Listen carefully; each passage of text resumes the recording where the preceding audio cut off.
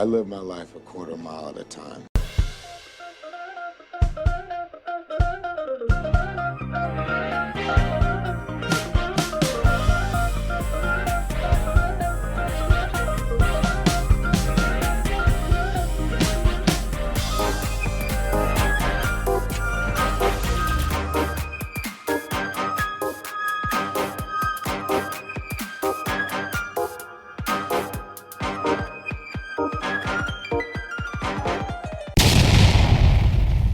Welcome back. Hi, guys.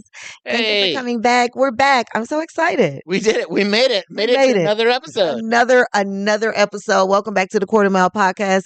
I am one of your hosts, CJ Walton, and I am joined with the handsome, the ruggedly smooth Drew Davis, your other host. That face. Man, I love that. Was that not the best? That was the best intro we've ever had. That Exactly. That's He's it. beating me in the games right now. So. He's crushing red. her. I know. Crushing up. We also I'm back with my boy, my homie, my love, Seth. Oh, hey. What are you doing? What's going on? I just got back from LA. What?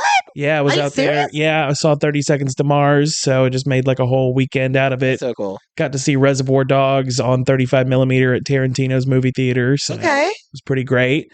Went to the Comedy Store, saw Whitney Cummings, had a little bit of a meltdown. Did you get to see? Oh, wait. What happened? Oh yeah, she someone had been heckling, and she just got up there. The person said something. She just goes, "Oh my god, I can't do this," and had a bit of a meltdown. Oh, you saw her have a meltdown. I thought you said you had a meltdown. Oh no! I was like, she had the meltdown. Oh no, on Whitney. stage Are you at okay, the Comedy girl? Store. But Mark Maron crushed. He did really good. Nice. Ali Wong dropped in. She did a great job. Oh, that's so Yeah. cool. Super fun. Of course. Yeah. Allie's, she's going to crush anywhere yeah. she goes. She's Saw- amazing. Shout out to her. Saw Shin Godzilla at the Grauman Chinese Theater. Ate a lot of McDonald's. It's become a life goal of mine that I want to try McChicken in every country. There we Every go. country. I imagine it'll taste the same. Vastly different, actually, between Europe and America so far. It's kind of crazy. But I chose McChicken because they don't have beef in India. Huh. Yeah. That's, I mean, that's, I knew that about India, but that's like a really smart, because you can probably then. Yeah, get it in exactly. other countries, so. Exactly. Listen, also about Seth, he is one of the hosts of the Movie Warps podcast. It's I know, true. right? Shout out Kyle Castro, Yeah. my partner in crime. You guys have a wonderful podcast. CJ, I might have been fired from it. I was on several episodes, and then we talked about the Snyderverse and the Zack Snyder trilogy, or of the Superman movies. Yeah. And me and Seth had very differing opinions, and the next thing I know, they had a rotating group of. Aww. No, it was rotating before that. I was yeah, so it was fine. I think anyway. Great podcast, you guys. If you're listening to this podcast, you like watching, reviewing, and talking about movies, and they have a wonderful podcast.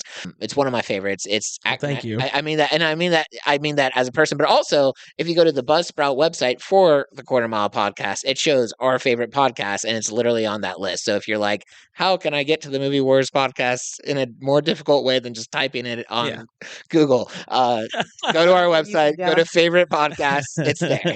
So. I was never invited on their podcast. We'll fix that soon. Don't worry. I mean, that's what was going on. But today we are covering, seeing as how I guess I've been lost in the invitation of their podcast. We're covering the Lost City of Z. See how I did that? There we go. See how I did that? Professional transitioner right Did there. you see that? That was a beautiful transition. Was that not beautiful? Thank you. And not to sour the transition, but what possessed you to put this on our movie list? I don't know, because I'm a nerd and I just wanted to see, like, it said action, and I was like, I was going to say, had you seen it before this? no. Okay, I hadn't either. Don't worry, I hadn't either. And when you first told me that this is what we were going to be watching, I totally was under the impression that it was like a modern film. I was like too. a horror thing. And I was no clue it was a period piece. Had no clue it was based on a and true then when I story. found out it was a period piece, I was like, oh, Yeah. the nerd in me went. Right. Did you? Well, I was gonna say, did you like? Did you like it? Did you like that it was? It might have been a little bit too slow, but I did love the fact that it was a period piece. That was really my only complaint, was it was a little slow. But I actually really enjoyed the movie. I thought it was slow, but what I enjoyed was like, I almost enjoyed learning about the real thing more than I enjoyed the movie. That part, because the movie made me like as I was being bored, I was like Googling things about it to like learn about the reality. Jinx. So I was kind of like off and on. So no, I totally agree with you. I should have maybe watched this at the pool instead of watching it while I was like actually like sitting down. I should have been. You would watch this movie at a pool? I was trying to, and it didn't work. I feel like this is like a sit in your dining room with a fire as you're drinking. That's what wine. I'm saying. Like in the pool where everyone's partying and having like last week when we were talking about The Rundown. Right. That's a pool movie. Yeah. You know. Yeah, no, this made me, I was like, let me get out and like for real look at this. 'Cause I feel like I watched this in a fancy robe. As I call someone on a rotary phone. I mean, it definitely makes you. My good sir, you'll never guess what movie I'm watching right now. It just made me want to just dive deeper and deeper into like what other cities have been lost and that we haven't found out about, and like where can we go to find? That's really the main reason. So I love that in the middle of the movie they mention that someone else discovered Machu Picchu. That part, yeah, like they're talking about how like all the discoveries and the exploration are going on at the same time. Like at the so, and the way it was set. So I did. Now the cinematography of it was really nice. Oh, very well put together. Yeah, that was. I thought the filming of it was really well, and I guess I was reading that like all the stuff in the forest and stuff was like that was legitimately they were in places like they were. And we're gonna get into that. Yes, you're right about that. Like that was something that was one of my fun facts. They actually did meet up with a native tribe. Oh, that's cool. So, and that's something like, I love y'all white folks, but y'all got to be careful. Yep. Y'all got to stop exploring sometimes. Like some things don't, like, have you seen that new fish that they just discovered? No. Don't look at it. Okay. Oh, is it that clear one? Yeah. No, not the one that we all know. Oh, okay. But the one that looks like a human that's clear. Oh, that's creepy. Oh no. Yeah, like they just put it on TV the other day, and it's called something weird. And I like that CJ's like, listen, white people stop discovering. Just stop. Like at this point, y'all done discovered and colonized enough. Like it was interesting in this movie to think about how like they were talking about like exploring and going places like that's not a thing we do anymore. Like sort of. I mean, like satellites. Yeah. Like you don't like. I can't think of a reality where we're sitting there and be like, what do you think exists? Well, granted, right now I mean, they're still going down in the sea. I mean, they're doing that, but they're also starting to do LiDAR across the Amazon because they're, especially the last couple of years, have been finding so many more pieces of evidence of these old civilizations that were there. You got to remember the Amazon is still Africa and us, so it's gonna be there. It's just grown over. And please stop killing the Amazon. But I digress. Let's get into some fun facts about this movie. Speaking of killing the Amazon, let's talk about some good fun trivia. Let's get into it. Let's get into the cast of it. How many trees did they kill to make this movie? I did love. I thought the actors did really well. I mean, they had a great cast. It was Charlie Hunnam. Thank you. Hunnan as Percy Fawcett. Yes. Robert Pattinson as Henry Costin. Sienna Miller, hey girl, as Nina Fawcett. Was that the wife? Yeah. Yes. I thought she did the best of the whole movie. I don't give a damn. Sienna crushed it. Yeah. Sienna crushed it. Yeah. The whole movie, she crushed it. And Tom Holland as good old Spidey boy. I'm sorry. He did I understand that all you saw was Spider-Man, but in this movie, I did see him as the son. No, so I thought he did great. I thought I could not stand his character for the majority of it. Really? But like I just thought he was like whiny. Like I just didn't like him. He was 15. I know, and I get it. I was just about to say, I met a 15-year-old. Yes, I get it, and all that to say. He was still whiny. I was like, he did a good job playing that character. Yeah. And I even though I'm kind of cringing as this character is speaking and stuff like that. Although I don't think he deserved a slap across the face from Dad. No, he needed that. That was that old school parenting. That was that good, hard, good, tough love. But now he won me over though. When you saw him as an adult and they were talking about the, going out again. Yeah, I'll say this. I love Tom Holland in anything other than Spider-Man. I hate him as Spider-Man. I think he's the worst Spider-Man we've had since the 70s. But anything I've seen him outside of that, he is incredible. I agree. So good. Shout out to Zendaya's boyfriend. Love Yes. you. I do wonder when Tom they get Holland. married. When they get married, is she going to go by Zendaya Holland, or is he just going to go by Tom? I hope it's. I hope they just stay as they are. Yeah. Like just Tom Holland and Zendaya. Yeah. Like, oh my God, their kids are going to be so like cute. Okay, Yeah. anywho, the film. So this film was primarily shot in Colombia. Okay. Using locations near Santa Marta on the Caribbean coast to represent the Amazon rainforest. So they did not have to go in Amazon, thank God. So specific jungle scenes were filmed around the Sierra Nevada de Santa Marta, and Don Diego Riviera in Tayona National Park. Okay. So that was fun. Something fun that I liked. That they did not have to really mess with the natural landscape because they were doing a lot. Yeah. They were doing a lot. The scene, and for especially the scenes for World War One, the trenches and the British settings, the production used the Northern Ireland as a base, specifically Belfast and the country Antrim. Key spots included Antrim Hills, Greyberry Village, Stratford Lough, and Bangor Castle Leisure Centre. These locations were transformed meticulously to reflect the 1920s setting. Oh, okay. Very nice.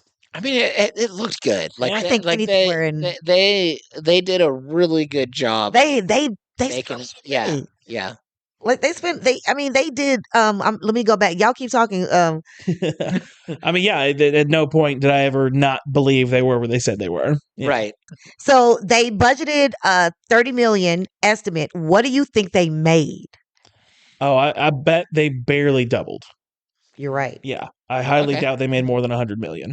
You're right. What do you think? Well, you gave it away by telling him that it was right, so I'm going to go 60,000, 62,000 million. A million. Sorry, 60. Okay. Wow. What was your number? What is your number? If I had to guess, probably somewhere between 60 and 80. Yeah. Okay. 19 million.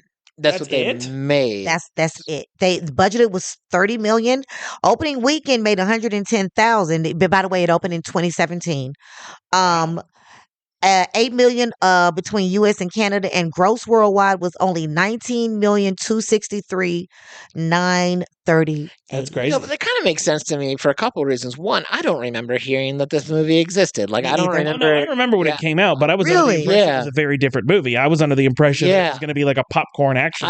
Oh no, I'm with Drew. I also thought it was in like a modern setting. Like for some reason, I had it in my head that Jennifer Lopez was in it, and I was like, but I obviously got that crossed with Anaconda. Yeah. No, I think it was because of Tom Holland for me, but I am like firmly in step with Drew. Like I had no idea about this. And I feel like these kinds of movies like aren't gonna make a ton of money, especially in 2017. Yeah, I mean, it could have. I think if it had been marketed correctly, but like I said, all of the marketing made it seem like an action movie. Oh yeah. So I was like, okay, do I really want to watch something that's like just gonna be popcorn action? I think maybe I would have enjoyed the beginning of the movie better if I didn't expect it to be an action movie, because I was like, okay, when something's gonna happen. Exactly. Yeah. Like, more conversations. This movie came out in April, so I guess it was a spring release. Yeah. So that's another reason, because who's going to movies in April? Yeah, that's weird, but that is that's tax season and Easter. And do you think they decide when it's going to come out, like after the whole movie's done? Where like on some, like we were talking about the rundown. They took a lot of pride in their stunts, and so they knew that came out in what? They're like, let's release this in September, because they knew they were going to win awards for it. Whereas we've talked about other movies, maybe it was Walking Tall, but maybe it's other movies where we were like, they came out in January because they knew it was a crappy movie. Yeah, that does happen a lot of times, but most of the time those release dates are set even before they start shooting. Okay, yeah. So it's just kind of the luck of the draw, so to speak. Yeah. I love it. All right, well, I'm gonna do a small AI little plot summary of the movie just to let you guys know what it's about. I don't know. Overlords. No. We're trying to get them on our side so that when they take over, like, oh, but we're fans of your podcast. You've let our buddy Phil write for you many times. I love you guys. Hold on. Wait. Because I lost it. Okay. The Lost City of Z. So when I joined the Lost City of Z, I knew I was stepping into something different from the usual projects. Playing Henry Costin, a close friend and fellow explorer to Percy Fawcett, was an opportunity to explore a quieter, more introspective side of adventure. It wasn't about grand heroics or flashy action scenes. By the way, this is from Robert I was- Pattinson. I was about to ask. By the way, I'm introspective, by the way. Yeah. It was about the subtle complexities of friendship, loyalty, and unspoken burdens. The story itself fascinated me. Here was a man, Percy Fawcett, utterly consumed by his quest to find a lost civilization in the Amazon. And Henry, the man who followed him into that mystery, both physically and emotionally. Mm. There we go. There's a lot of weight in the dynamic. The tension between support and doubt, courage and caution. I tried to embody that understand contemplativeness, the kind of person who speaks softly but carries a deep reverence for the unknown. Working alongside Charlie, what's his name again? Hunnam. I don't know why I can't see that. It's because I don't have any context. Working alongside Charlie Hunnam brought up great energy, but the real magic was an immersive environment. The oppressive, beautiful jungle, the period details, and that sense of stepping back into time. Felt like being part of a lost world where every step forward carried risk. It also the promise of discovery. Honestly, the filming was physically demanding, but it added an authenticity that you don't get from green screens, or studio sets. It's true. The film itself is a slow burn. It asks the audience to lean into mystery, to embrace the discomfort of uncertainty. The jungle is as much a character as any of us. I think that's what I love most about it. It challenges ideas about bravery and obsessions without any easy answers or cliches. For me, The Lost City of Z is a reminder of the beauty and danger in chasing something bigger than yourself and the personal costs that accompany that drive. It is a film that shadows cast by great ambitions and about the friendship that give us strength along the way. Give it up for AI Patman. Was that not introspective? That was that. I just felt his broody Batman. Did while you he was- feel him? Did you feel him? I also kept wanting you to like transition to talking about like Twilight. Like Yeah. my love for her was like heroin. Like I just like I just can't. I have a hard time taking Robert Pattinson seriously because of Twilight. That's like, Oh, the thing that convinced me was The Lighthouse. He's one of the best actors that's around Yeah. right now. He's insanely good. like he's good. And I wanted to see more of him in this movie. Yeah. He was kind of a smaller part. Also, we didn't talk about this. This is super random. When it's dumb. This is my fault. But when I watched this movie in the opening scene, I thought the lead actor looked a little like James Franco. Yeah, I agree with that. I agree with that. But I thought for that about for a second. 30 minutes into this movie, I'm like, "Where's James Franco? When's he coming back?" He was like, "What? That's a lot of money to spend on a guy for just the opening scene." Yeah.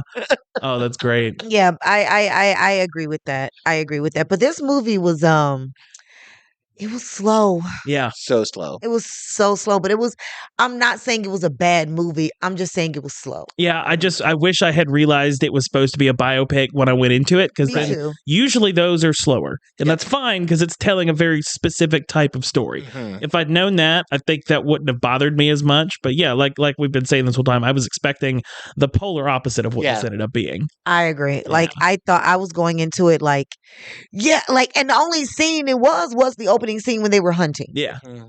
And that scene, I think, really set the tone for the whole movie. Yeah. The whole time I was watching the movie, I was bored, but I was also thinking this movie wasn't made for me. Yeah. Like No. And so like I was like on one hand I wasn't enjoying it, but on the other hand I was like, but like they're doing a good job. Oh yeah. Like That part. that's kind of how I felt. Like I really think the actors were fantastic in Yeah. their No, roles. I agree. I And agree. I There were agree. there were a few times where like I almost got interested in the plot. Yeah. Like when him and his wife were arguing, and she was like, "Why can't I go explore?" I was like, "Oh, this taking it like yeah, like Yeah. why can't you? Let's take it in this direction." Then go in that direction. When the dude was like almost compromised the entire voyage, and they had to help save his life. And Life, they lost yeah. all their like that's when I started getting a little interested in it, and that was just kind of a small point. And then by the end, it had me looking up from my phone. Yeah. By the end, it had Okay. me like, okay, what's going on? I feel like if you went back and rewatched it in like 6 months, knowing what it's about, you would actually get into it. Yeah. Like that's how I Ooh, feel that's with a me. good point. Yeah. And I think that's probably what I'll do. I just feel like the most enjoyable part was him talking to his son, or Mm. I- that interaction between him and Tom Holland, I think, and I know he might have been whiny, but I think that was the moment where he was trying to grow up. Yeah. And I think in the movie during that scene, his words, I think that was the most interesting part. That part when between him and his son, he's like, Yeah. I can't even remember. It was just so quiet. Yeah. The piranha scene was pretty dope too. Yeah. Oh, that was a good one. Absolutely. Yeah. I really enjoyed that scene. I'm trying to remember his words because it was such a good quote. And he was just, and at the end of it, he was just like, I love you, Dad. I love you too, son. And I need you just, I'm not doing this just for me. I'm doing this for Yeah. it's I have a bigger purpose. Yeah. And that was throughout the whole thing. His thing was, I have a bigger purpose than what I'm doing. Mhm. And that could be the thing I did like about the movie. That you didn't like? No, I Oh, did. did you like? That I Okay, did yeah. like that he was like, I'm discovering this. And again, I know that was a joke earlier, Mhm. but I liked it because he was like, I'm discovering this for the sake of to tell people this is something authentic that you need to learn and research. Mhm. So I think that's why, but you know me, I'm a nerd, so that's why I was just like, Yeah. Well, there's the other side of it where it completely changes the entire idea of what we think history is. Mhm. Because if we look at there being these massive civilizations in South America where previously everyone thought it's always been third world, everyone's Yeah. always been underdeveloped, like to look at it and realize like, oh wow, no, there could have been and probably were these massive cities. and that's Yeah. what he said. He Yeah. was like, and that's pretty much what he said. No, you can't call them savages. Yeah. Their language is different Right. from ours. Their tools, we use the same tools. You got the hammer from Right. us. It- So these artifacts that you find, you might have refined it, but the idea and the process and the handling and the means and the iron you got from us. Exactly. And so I thought that was a pivotal moment in and the fact movie. that like he knew he wanted to it wasn't just about I want to discover things for the glory of being like the person that discovered it. It was I want to find these people first because I want to learn what they know. I want to discover what they know. I want to interact with their culture, grow from it, or at least just even learn from it. And he he knew had a true learn. if other people got there first, they would colonize, they would destroy, they would like I think and that's why I liked him. yeah, Yeah. and what's interesting is this. So last week when we were talking about the rundown, one of the reasons we said we liked the movie was like, look, it was just a fun, good movie. You just go in there to watch an action comedy. Yeah. And that's what you got. No more deep thinking. They're not trying to make a cinematic masterpiece. They're not trying to give a greater message. This movie is different though because there is a little bit more content to the message they're trying to send. Yeah. And it could, and maybe me and my teacher self, maybe this could be the reason I chose this movie. I don't know. I can't remember why I chose this movie, but I do know because I know this was my pick. But I do know as I was sitting there, I was thinking about my family and like, wow, like there were people who really just wanted to come and learn culture just for the sake of, oh, that's cool. Oh yeah. Instead of, oh, well, guess what? Your language isn't my language and your language is bad. So let me teach you my language because my language supersedes yours. Yeah. Yeah. And I did love the fact that he did not enjoy that. And he enjoyed and that he was willing to risk his life for that. Yeah. Like if I die, then hey, this was my purpose for this. Yeah. Oh, definitely. So I do admire him. And it's based on facts. Yeah. That's the great thing about this movie. Everything is based on facts. Is about it this more? Can we say it's more factually accurate than Walking Tall was? Yeah. When we reviewed that movie, one of the biggest bummers was like, "Wow, this." And they said it being inspired, Yeah. not based on. So we're like, this is about it. That was about as true of a story as we are canon in the Fast and Furious universe in this podcast. Fair. Yeah, I always love when a movie says inspired by something instead of based on. So you know it's about to be. It's like very loosely. Yeah. Like technically The Lion King is inspired by Hamlet. That's true. Yeah. I mean, Huh. that's true. That's loose. I mean, uncle kills father, child comes in and exacts Yeah. revenge. Like and meets two crazy guys in the middle of nowhere. Like it kind of tracks. Right, Star Wars is based off, inspired by Hamlet too. Yeah. Because there's family squabbles. Brad Pitt was supposed to be in this movie. Oh, who was He he was going to be? originally attached as Percy Fawcett and produced under his company Plan B, but dropped out due to scheduling conflicts. Benedict Cumberbatch was later cast, but also left for similar reasons, leading to Charlie Hunnam taking the role. You know what though?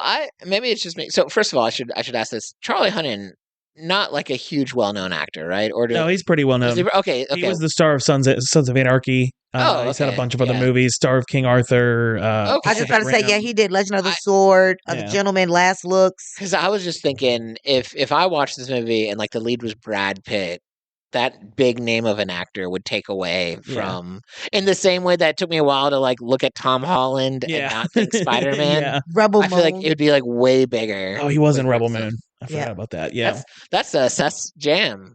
I like the director's cuts. The Netflix cuts were terrible, but the director's cuts were absolutely fantastic. Did they eventually put the director's cut on Netflix? Yeah. Okay. No, it was planned. Like they put the original ones out, the PG-13 one, and then had it planned that they put the R-rated ones out. That was one of those. I liked the idea when I saw the trailer, and then maybe I saw the regular cuts, and I was like, pass. Yeah, watch the director's cuts. They honestly fixed every problem I had with the shorter ones. Well, I have to agree with him about that.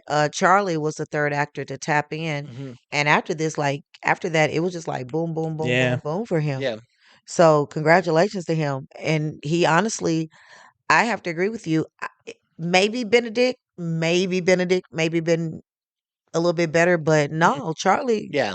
I don't think Benedict Cumberbatch would have given me the kind of like fearless explorer that Charlie Hunnam brought to the role. I'm going to agree. Yeah. That's why I said, yeah, I have to agree with that. Brad Pitt, I don't think could have played British either.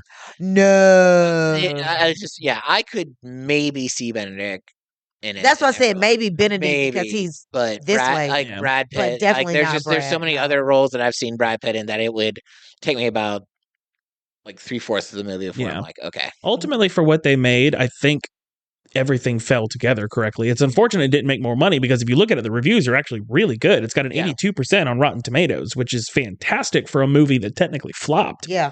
But it's like, I think it was very like kind of like The Northman. The Northman was marketed very poorly. I thought it was going to be like John Wick with axes. This is exactly right. Same thing here. I think this poorly. Yeah, it should have been marketed as a heartfelt biopic and a father-son kind of story. Yeah. But instead, and this was Tom Holland's. Like this was right before his Spider-Man. Was it? Yeah. Oh no, this was after. Was this after Spider-Man? Yeah, his first appearance as Spider-Man was in 2014.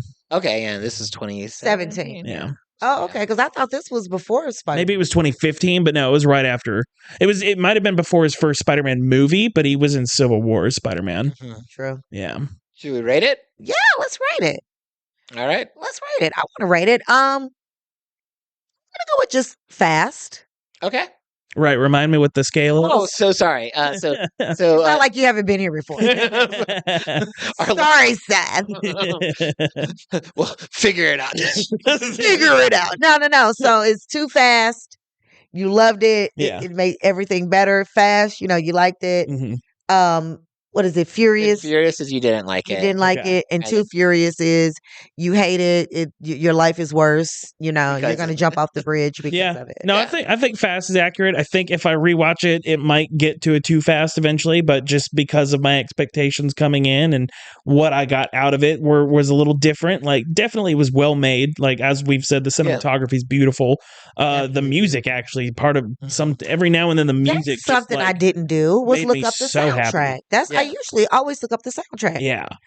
Drew, where are you going with? I'm going to give it a Furious, and I feel like that's kind of me being generous. I'll be honest, because here's the thing, because I was thinking about, obviously I was thinking about this before we do this.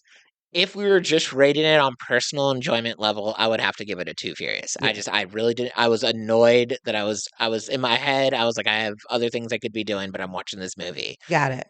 But as I'm watching it, I was thinking, well, this movie wasn't made for people like me. Like this isn't my kind of. I'm not their target demographic. But I was noticing. What do you mean when you say that? Because I feel like movies are made for everyone. Well, I think everyone can. each of us have different kinds of movies that we're into. Mm-hmm. So like I won't shy away from it. I like dumb, fun, action-packed movies that I don't have to think through. That I can just watch explosions, and I'm like, hey, that was fun. Okay. And that's something I can eat a snack while I'm watching. And So you don't like good movies? yeah. No. Or I have a more I have a more elevated understanding of good movies. Ooh. So, no, Whatever. but I feel like I can watch, like when I watched this movie, Yeah. I thought, wow, these actors are doing really good. I thought, man, the cinnamon, Yeah. the cinematography Cinnamon's tasty. is going great. I mean, it's It's like, so tasty. and then especially when I started looking, like learning about the real life versus the movie. Yeah. I thought that, so I was like, this is a good movie, but this rating is like, how did we enjoy it? So Mm. at first I would give it a Too Fierce, but I think I'm going to go up a notch because Okay. I'm like, I feel like it is a good movie. It's just not for me. Yeah. Granted, like I'd be interested to see what you think in 6 months. Yeah. Like when you know what you're, Well, what see, you're here's in the thing. for. In 6 months, I'm not gonna watch it. I'm just gonna think to myself, I'm gonna go do something I want to do. Like, so, Oh wow, this soundtrack. Well, no wonder you like the soundtrack. This does it have soundtrack. Missy Elliott again? No, but it's all classical and just Yeah. So good.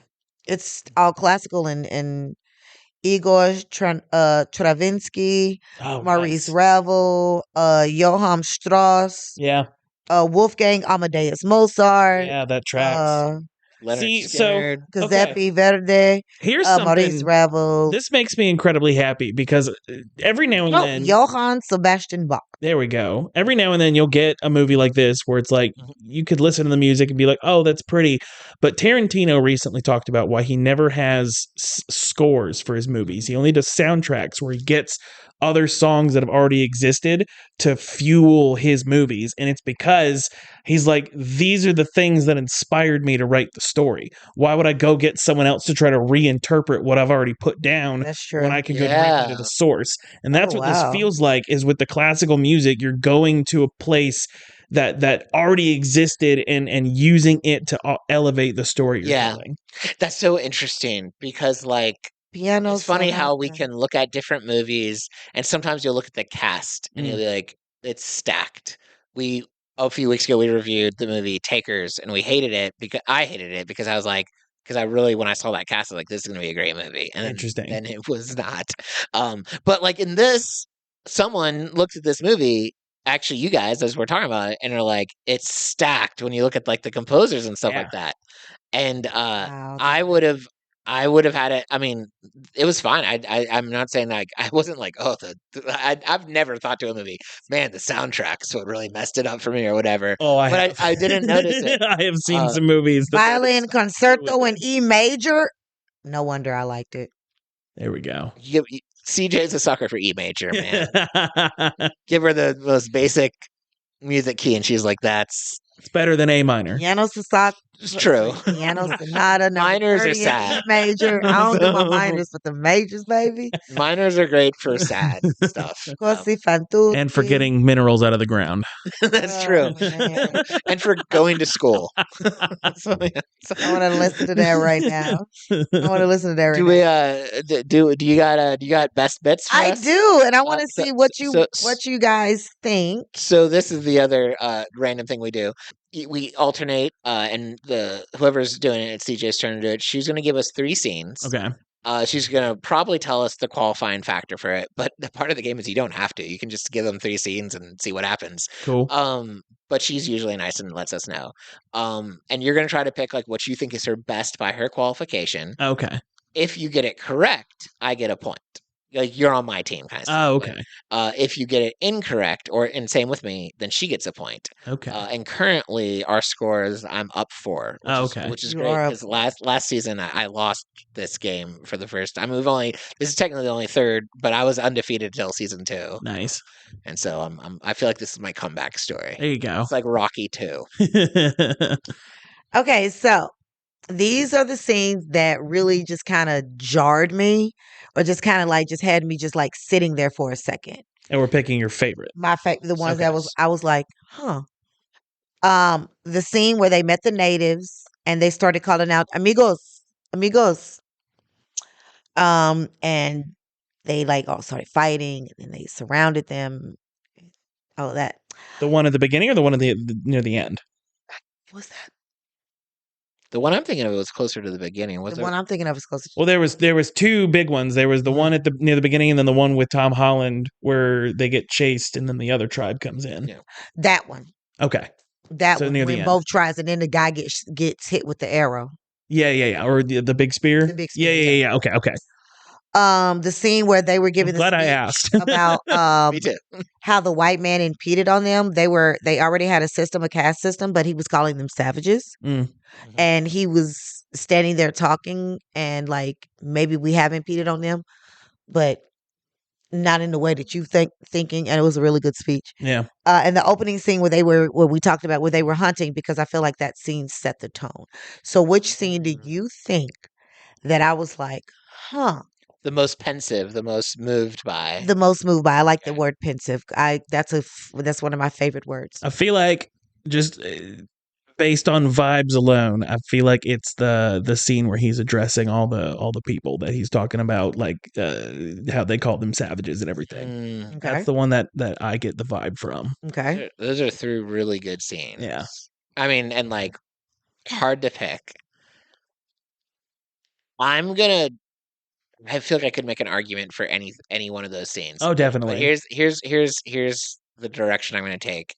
Because in previous episodes, CJ has been really drawn to like the culture and the authenticity. Mm. So I think it's gonna be when like I think it's the Amigos scene when they're, and so that's my guess. But I feel like I wouldn't stake my life on it. Okay. So wait, do you have 2 points at stake for this?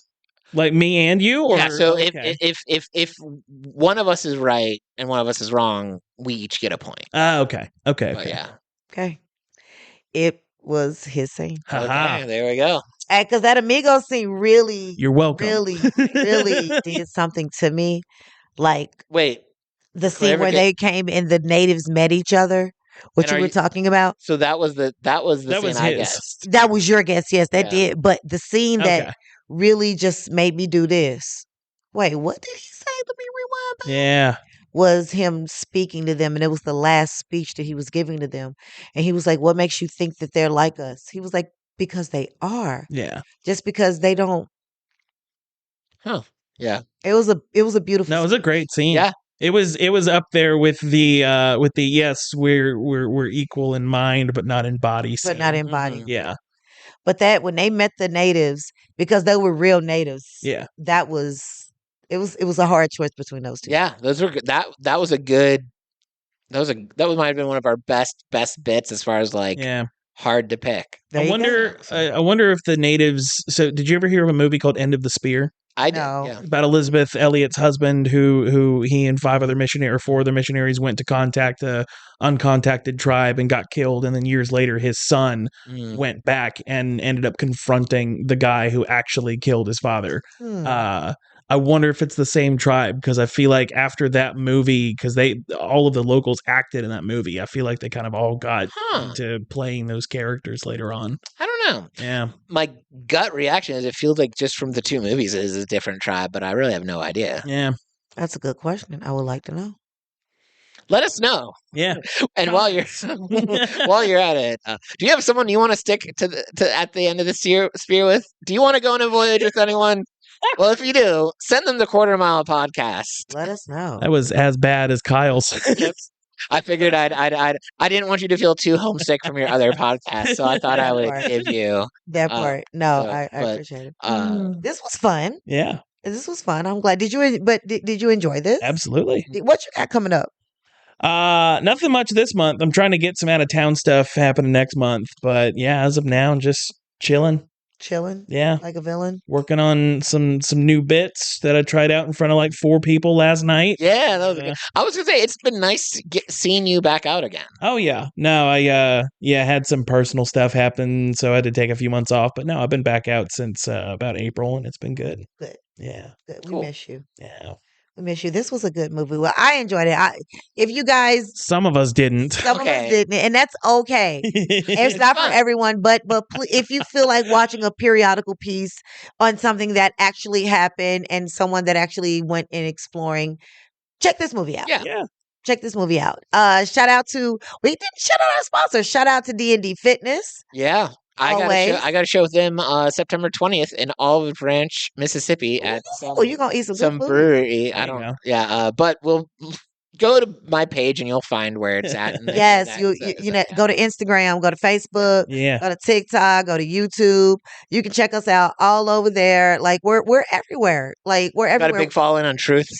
No, we don't. But where can they find you? We don't. Where can they find you at? Seth Kays Official on Instagram and Seth Kays Comedy on Facebook. And you can go to his OnlyFans also. Yes, Woodworking with Seth.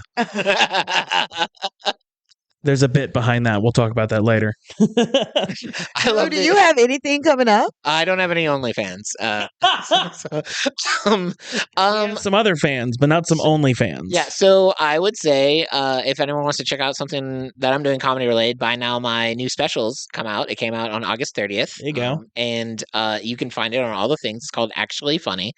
And any support and sharing and liking and just checking it out would be great. Obviously, everything Quarter Mile podcast related. Well, that's it. That's all we have for you. And check out the Movie Wars podcast. Absolutely. Oh my God, please check out the Movie Wars on all platforms. Podcast.